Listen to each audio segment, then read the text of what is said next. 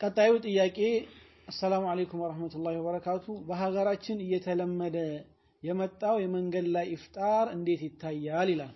بسم الله والحمد لله والصلاة والسلام على رسول الله صلى الله عليه وسلم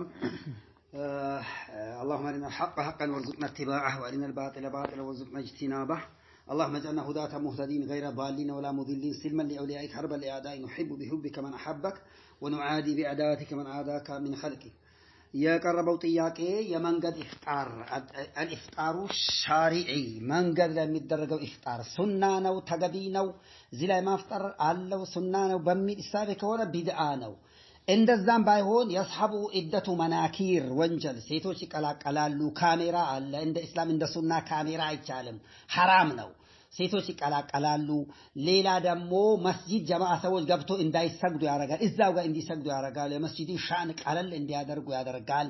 ብዙ ሙንከሮች አሉበት ሌላ ከሌላውም ወገን ደግሞ ጸብ የሚጭር ይሆናል አንድ ሰው ሰደቃ ማድረግ ማፍጠር ግድ ጎዳና ካላወጣ አይቻልም የሚባል ነገር እስካሁን ድረስ ምንም ፍንጭ የለም ይሄ ሌላ በስተጀርባ ደግሞ የሆነ ሲያሳም አዘል ነው ስለሆነ አሁን እንግዲህ በተደረሰበትና በተጠና መልክ خير اللوم مفسداو يا مزينال وانجلنو عيشالم والله أعلم